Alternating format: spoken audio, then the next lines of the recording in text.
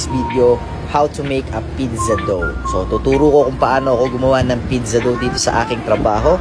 So, unang-una sa lahat, ipagsasama-samahin natin ang mga dry ingredients. Yan yung harina, ayan yung yeast, ayan yung salt. Then, pakiskisin natin sa siko yan para mas masarap. Sabi nga ni Salt Bay. So, ayan, imekos-mekos muna natin yan, guys, sa stand mixture namin. Then, kapag na-mixture nyo na yan, lalagyan na natin ng tubig. Huwag kayo masyado malito, guys, kasi ilalagay ko yung ingredients sa comment box section. Then, olive oil. Yan, mahalo-halo lang. Then, kapag medyo hindi na dumidikit yung pinaka-dough natin sa bowl, it means ready na yan. Kaya kailangan na natin tanggalin. Kasi hindi siya pwedeng ma-over mixture, no?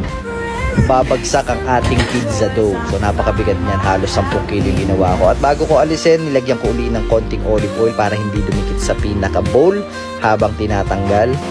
So, ganyan gumawa ng pizza dough, guys. Kung wala kayong stand mixture or machine, medyo mamanuhin nyo yan at nakakapagod yun kung marami kayong ginagawa. So, andito ako ngayon sa pizza station, guys. So, dito ako pinunta para mapukusan ko daw at mapaayos ko ang pizza namin, no? So, lahat naman yan, inaral ko nung culinary. May mga basic knowledge tayo sa pastries and paggawa ng dessert. At syempre, food safety. So, yan, ipoportion na natin yan, medium at large. So, isusulat ko rin kung gaano kabigat yung ginagawa kong medium at large, no? Kaya isipin nyo lang kung gaano ko ihulma yung pizza dough na yan at ang dami niyan, di ba? Nakita nyo naman. Kaya pagod na pagod ang aking kamay sa paggawa ng pizza dough.